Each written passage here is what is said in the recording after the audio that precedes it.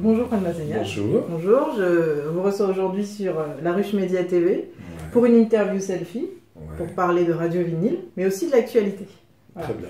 Donc Radio Vinyle, c'est tous les dimanches à 18 h sur Move Radio. Absolument. Voilà. Et donc, en quelques mots, comment on peut résumer ces 2 heures d'actualité et de vie musicale?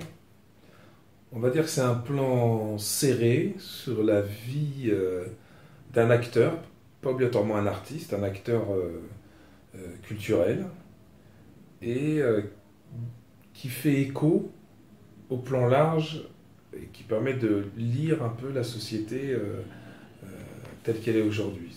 On revient sur un parcours, donc ça allie deux paramètres, c'est acteurs en mouvement, les gens qui font, les artisans, les petites histoires qui racontent les grandes histoires. On se rappelle de Podemos qui est devenu un parti, on se rappelle du mouvement qui s'est passé à Wall Street, qui se sont laissés un petit peu faner. Est-ce que vous avez le sentiment que cette façon de se battre va perdurer? Il y a les vacances scolaires, on est en pleine vacances scolaires. Est-ce que les jeunes vont continuer à se battre de cette manière-là? Est-ce que c'est la bonne méthode aujourd'hui pour dire ce qu'ils ont? Mon optimisme viscéral m'oblige à penser que peu importe la forme, l'essentiel c'est la mobilisation, la prise de conscience, et puis montrer. Parce que se mobiliser et prendre conscience tout seul chez soi devant le tube cathodique, ou devant la presse écrite, ou en écoutant la radio, c'est une forme de révolte qui est nécessaire, mais à un moment il faut qu'elle participe à une révolte commune, que ce soit un tronc commun. Et je trouve que le fait de se réunir, de montrer un mécontentement, ça permet à ceux qui n'osent pas franchir le pas de venir et de s'associer, ou d'associer leur mécontentement, quelle que soit la forme, à une démarche commune. Donc, je pense que toute mobilisation fait sens, non pas parce qu'il faut se mobiliser, mais parce qu'on est arrivé à un tel niveau d'exaspération, d'incompréhension, et je dirais même presque d'hystérie, qu'à un moment, il faut que le peuple reprenne ce qui est sa propriété et dont on l'a dépossédé. C'est le choix et le droit de choisir. On a des obligations, mais on a des droits aussi. Et donc, je trouve ça génial de voir spontanément des mouvements émerger. Alors, bien sûr qu'ils seront récupérés, bien sûr qu'il y a des taupes, bien sûr que certains ont des intérêts personnels qui vont bien au-delà de l'intérêt collectif. Mais il ne faut pas commencer à raisonner en ce sens. Il faut les accompagner plutôt. Absolument. Et puis, il y aura toujours, effectivement, dans chaque récit, il y a un climax, et puis dans chaque récit, il y a un traître, et dans chaque récit, il y a la belle, le bon, la brute et le truand, et c'est pas grave. L'essentiel, c'est qu'on a une jeunesse qui se réapproprie la citoyenneté, et je trouve que c'est une très belle façon, très belle manière de le montrer. Oui, donc voilà. À nous, adultes, on est une génération qui ont été en rupture avec l'époque 68, et eux, c'est une génération qui ne sont pas en rupture avec leur famille, mais en rupture avec les élites politiques, en tout cas. Absolument. Donc, vu que les grands aussi sont dans cette rupture-là... Et puis, il y a un élément aussi qui mérite d'être relevé, c'est que là, on aborde le post-réseaux sociaux. C'est-à-dire que les réseaux sociaux reviennent au statut, retrouvent le statut qui est le leur. D'utilité. C'est de relais. C'est un outil qui permet de se réunir. Mais le mécontentement et la révolte, elle s'est beaucoup exprimée cette dernière décennie sur les réseaux sociaux. Alors que ce n'est pas le but. Le but, c'est que la révolte, elle s'exprime, elle soit au niveau de tous, absolument, du citoyen, et c'est dans la rue. Donc je trouve ça assez intéressant de voir que finalement les réseaux sociaux, on a fait le tour, on a accumulé les maladresses, les incompréhensions, on est allé à tâtons. Et puis finalement on s'est rendu compte au bout d'un moment que ça ne servait qu'à informer, qu'à communiquer.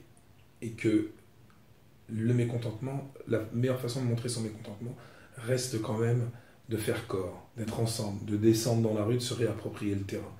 Le terrain de la toile du net, c'est quelque chose qui est trop abstrait. D'accord, très bien. Justement, pour parler concret, le chanteur Renaud est revenu. Donc là-dessus, j'imagine que vous avez un avis en tant que spécialiste de musique depuis toujours. Il est revenu et en 3 jours, il a vendu 203 000 albums. C'est un chanteur rebelle de la contestation. Ça fait écho peut-être à cette société qui va pas bien. Comment ça se fait qu'on le félicite à ce point, qu'on l'attend à ce point? Je pense que Renaud symbolise plusieurs stigmates de notre époque. premièrement, effectivement, le ras-le-bol, le mécontentement, il s'est toujours levé, il s'est toujours exprimé face aux inégalités, face aux injustices. Il a toujours eu ce rôle c'est de la même veine que les Coluche. C'est une grande gueule, Renaud, doublé d'un poète. Et en ça transcende les communautés, qu'elles soient ethniques, religieuses, sociales. Renaud il a cette gouaille. Donc, Renaud, il appartient à tout le monde. En ça, il a réussi à faire ce que nos politiques n'arrivent pas à faire, c'est une nation. Renaud, c'est un drapeau, c'est une nation musicale, c'est une mélodie nationale. Donc, il nous appartient. Et en même temps, Renaud, il véhicule ce sentiment très désagréable qu'on a aujourd'hui de perte de repères. Et lui, c'est comme un phare. Oui. Au large. On regarde Renaud. On retrouve notre jeunesse et en même temps la France. C'est ça. Renaud, c'est la France. Renaud, c'est le droit à tous de se reconnaître et de se revendiquer français. Renaud, c'est la lutte, c'est le combat. Personnel et professionnel. C'est un bel exemple parce qu'il est magnifique. Et puis c'est une renaissance aussi. Et c'est ce qu'on attend aujourd'hui d'un pays comme le nôtre qui a brillé au firmament. On attend que notre pays aujourd'hui nous porte et fasse de nous des super citoyens du monde. Et pas des citoyens en précarité, raillés à travers le monde. Aux abois. Grandeur et décadence, c'est une réalité. Et ce sentiment de dégradation et de décadence, il génère une forme de désamour de notre pays. Et Renaud, il nous redonne, il remet ce sentiment-là au centre de nos réflexions. Et à un an des présidentielles, on va dire qu'il est le bienvenu. Ah ouais, carrément, c'est une cure de jouvence, c'est une thalasso. Oui, c'est magnifique. Il revient et puis voilà, et puis il met à mal les dogmes. Oui, le disque ça vend plus. Regarde, le mec il débarque, il revient de nulle part. Oui, 203. Ouais, 203 000 en 3 jours. Albums en 3 jours pour un mec qu'on était prêt. Mais j'ai même entendu, moi, maladroitement, des journalistes presque faire sa nécro, quoi. Tu vois, c'est tellement. Et moi, j'aime bien cette histoire. C'est un péplum, quoi. C'est Sergio Leone, quoi. Oui, complètement. Le mec qui revient, quoi. On est en train de l'enterrer. Il tape sur le cercueil en disant, en fait, je respire encore. Et puis, il met une raclée à l'industrie de la musique en balançant 203 000 albums vendus, quoi. Tout à fait. Donc, on devrait lui confier les clés du pays à Renaud. Oui, on sait jamais. Voilà. Ils sont 12 à se présenter à la primaire, donc un de plus. Et puis lui, au moins, il connaît le fond de la piscine. Il l'a touché, le coup de talon, il l'a mis, donc il connaît le chemin pour remonter, quoi. Les autres, ils avancent avec un bandeau sur les yeux, le nez dans le pare-brise, ils font de la gestion, quoi, en com. Donc on dit merci à Renaud pour nous faire retrouver nos émotions, être en dehors de la gestion. Absolument. Et on retrouve Radio Vinyle tous les dimanches à 18h sur Move. Absolument. Avec peut-être Renaud la prochaine dimanche. Je rêverais que Renaud puisse venir sur Move ou sur France O, l'autre France, on va dire.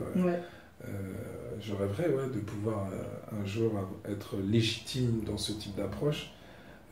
Mais comme on est assigné à non pas résidence mais à identité, moi je me sens aussi proche d'Oxmo, Abdelmalik ou Youssoufa que de Renaud, Jonas ou Nougaro. Mais c'est une identité qui m'est niée en fait. Mais non pas par les Français. Hein. Oui, non, j'imagine. Par les élites. Les responsables, voilà, exactement, qui préfèrent mettre des gens dans certaines cases, mais elles sont faites aussi pour être explosées, les cases. Donc, on s'y attache. Donc, merci beaucoup pour cette interview franche, directe, informative. Je t'en prie. Voilà, et à très bientôt sur La Ruche Média TV. Vous pouvez retrouver aussi l'interview complète de Juan Massénia sur laruchemedia.com, parce qu'il y a une vidéo, mais il y a aussi un article écrit. Voilà, merci beaucoup. Au revoir. Au revoir.